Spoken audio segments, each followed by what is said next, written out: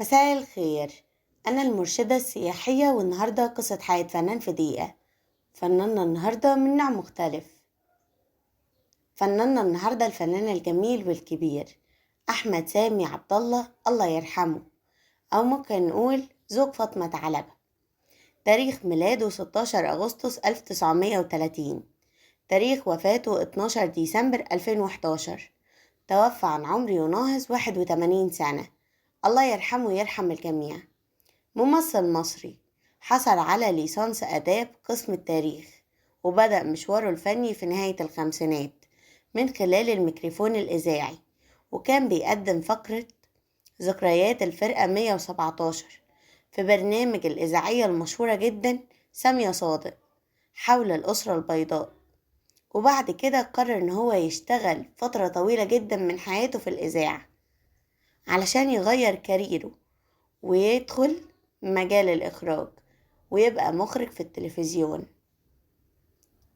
وبعد كده قرر إن هو يمثل مع بداية السبعينات، ومثل في التلفزيون والسينما وقدم أعمال كتيرة جدا. من أهم الأعمال اللي عملها مسلسل الوتد اللي كان طالع فيه بدور زوج فاطمة علبة، وكمان فيلم الجردل والكنكة، بخيت وعديلة، هي فوضى، الساحر، المولد، انذار بالطاعة، وغيرهم كتير. ومن أهم المسلسلات زيزت، زنات، أين قلبي، الشارع الجديد، للعدالة وجوه كثيرة، عباس الأبيض، وغيرهم كتير. وبالرغم أن أدواره كانت بسيطة جدا إلا أنه كان بيسيب بصمة واضحة فيها. كان آخر أعماله الفنية مسلسل حكاياته بنعيشها اللي اتعرض يوم 16 أغسطس 2010، وكان مدة عرضه 45 دقيقة، وكان من إخراج هالة خليل ومن تأليف حازم الحديدي، وكان من بطولة ليلى علوي، باسم سمرة، رانيا محمود ياسين، أمير كرارة، وغيرهم كتير. قدم 230 عمل فني، ومنهم حكاياته بنعيشها، عايزة اتجوز، أدهم الشرقاوي، دكتور سيليكون، رجل وست ستات الجزء الخامس، ما تخافوش، يوم ما اتقابلنا، حسن ومرقص، ناصر، أزهار، الدالي الجزء الأول، تعيش وتاخد غيرها، حسبه منه، راجل غني فقير جدا، غريب الدار، قلب امرأة، هي فوضى، حياتي انت، سكة الهلالي، سوق الخضار،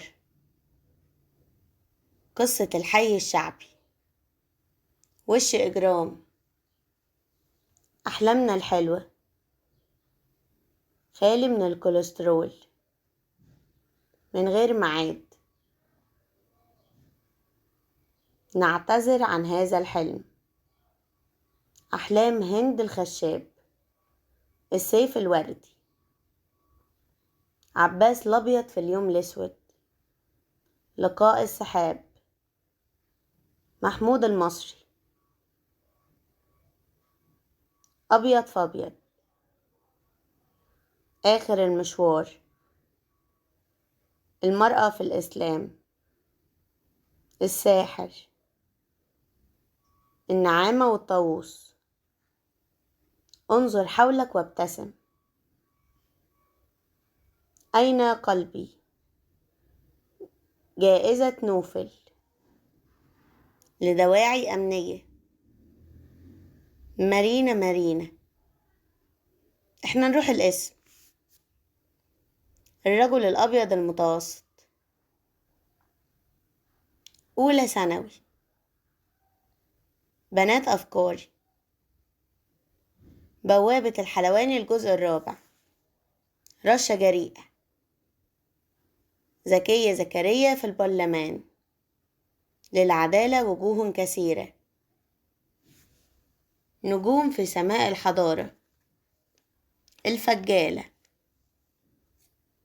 الصابون،